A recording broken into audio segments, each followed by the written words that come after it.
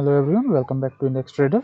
आज हम लोग रिसेशन के बारे में बात करेंगे कि यूएस में क्या चल रहा है, क्या सही में ये रिसेशन आ गया है। तो चलिए देखते हैं। सबसे पहले यूएस में तो बैंक रन चल रहा है भाई।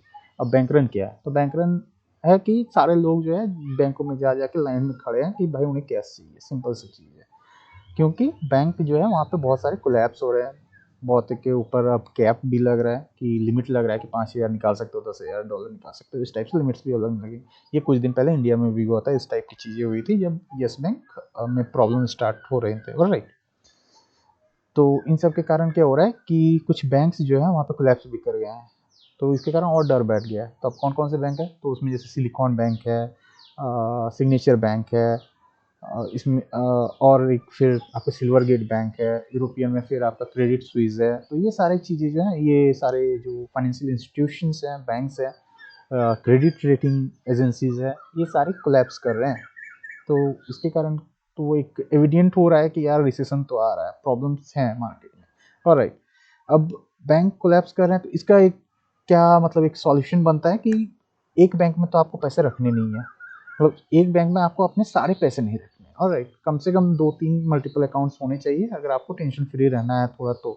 और अपने पास फिर कैश रिजर्व भी आपको रखना ही चाहिए, 3-4 महीने का, 5 महीने का, ताकि आप स्मूथली अपने लाइफ स्टाइल को मेंटेन कर सके, रन कर सके। क्योंकि अगर एक बैंक अकाउंट में रखते हो और सपोज उसमें कुछ प्रॉब्लम आ जाए और लिमिट लग जाए और आपको मतलब अब आपको लोन्स चुकाने हैं और इंश्योरेंस पे करना है और कुछ कुछ करने हैं, फिर पैसे कहाँ से लाओगे भाई? किससे उधारी मांगते रहोगे? तो वो सिंपल सी चीज़ है, इसलिए मल्टीपल बैंक अकाउंट्स तो आपको रखने ही चाहिए।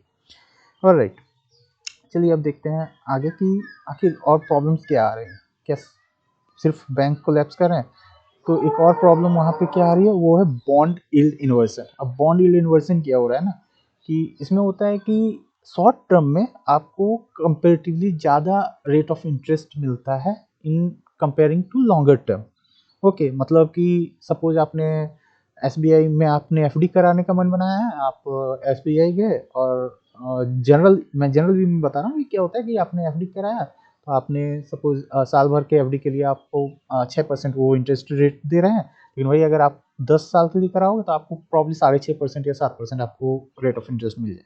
लेकिन इन्वर्जन में क्या होता है कि आप जब 1 साल के लिए आप कराने जाओ तब आपको वो 6.5 से 7% देंगे रेट ऑफ इंटरेस्ट। लेकिन आप अगर बोलोगे कि मुझे 10 साल के लिए कराना है तो वो फिर आपको बोलेंगे कि 6% इंटरेस्ट रेट देंगे। तो इससे मतलब ये एक तरह से मतलब लगता है कि बैंकों को भी अपनी इकोनॉमी पे भरोसा नहीं है कि वो अच्छा करेंगी आगे जाके।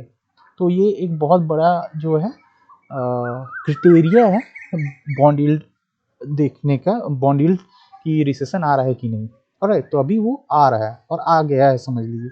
क्योंकि यूएस का भी जो है अपना ही डेफिनेशन है वो लोग का कि अगर कंटिन्यूअस 2 क्वार्टर जीडीपी कॉन्ट्रैक्शन होता है तो वो फिर रिसेशन में है।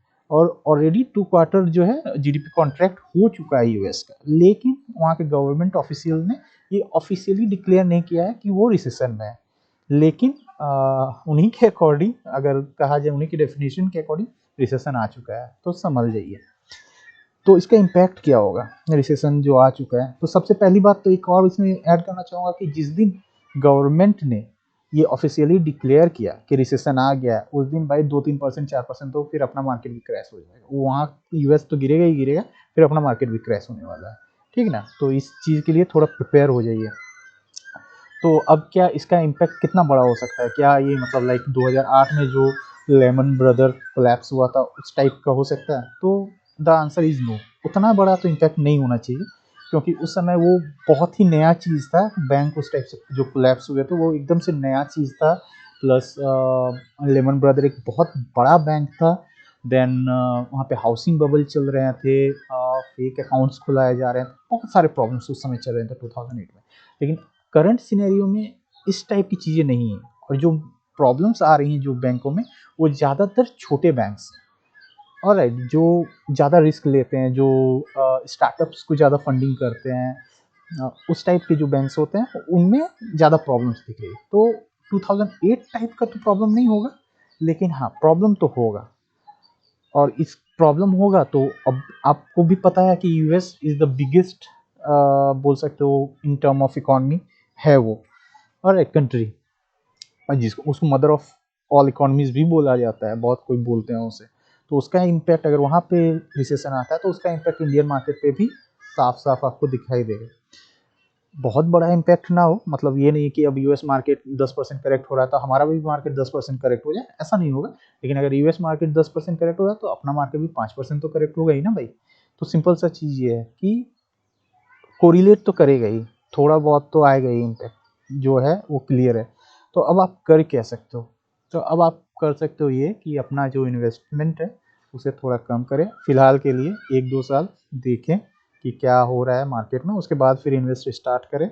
SIP है, you can continue with SIP, उसमें कोई प्रॉब्लम नहीं है क्योंकि वो लॉन्ग टर्म का व्यू आप रखे हुए हो, तो वो 8-10 साल 15 साल में वो फिर सारी चीज़ें अच्छी हो जाएंगी। क्योंकि सिंपल सा चीज़ है कि जब जब करेक्शन आता है तो फिर वो मार्केट ऊपर भी बहुत तेजी से जाती है, उसके बाद जब करेक्शन थोड़ा सा सुधरता है, सारे माहौल सुधरते हैं, तो फिर एक बुल रन भी आता है। तो डीप में बाय करने का ही कोशिश करो, लेकिन अभी नहीं, क्योंकि अभी जो है ये थोड़ा और मतलब डीप थोड़ा करेक्ट हो सकता है, यहाँ से भी 10% के आसपास 15% के आसपास करेक्ट हो सकता है। मैंने 2 वीक पहले भी एक वीडियो बनाया था, उसमें भी मैंने उसमें इंडियन इकोनॉमी में जो प्रॉब्लम्स चल रहे हैं उसके बारे में डिस्कस किया था। और जब मैंने वो वीडियो डाला था 2 वीक पहले के आसपास, वहाँ से अभी अगर आप देखोगे तो अपना मार्केट ऑलमोस्ट 5% के आसपास करेक्ट हो चुका है। ऑलराइट, तो होपफुली आप लोगों के थोड़े पैसे बच जाएंगे, बच गए हो तो सही है, और नहीं बचे हैं तो फिर मैं कुछ उसमें कर नहीं सकता। हाँ, अब आप क्या कर सकते हो, अगर आपका ऑलरेडी बहुत बड़ा पोर्टफोलियो इन्वेस्टमेंट आपने करा हुआ तो आप क्या कर सकते हो? तो सिंपल सा चीज़ है, हेज पोजीशन बनाओ, हेज करना स्टार्ट कर दो। ऑलराइट, अब आज के लिए इतना ही। Thank you. कॉशियसली रहिए थोड़ा इन्वेस्टमेंट वगैरह के लिए, मार्केट क्योंकि ख़राब हो सकता है। ओके, तो ट्रेड कॉशियसली, सावधान रहें, सतर्क रहें। क्राइम पेट्रोल का डायलॉग है, लेकिन वो अभी अपने इंडियन इकोनॉमी पे या वर्ल्ड इकोनॉमी पे परफेक्टली फिट हो रहा है कि सावधान रहिए, सतर्क रहिए, पैसे बचाइए। Thank you very much.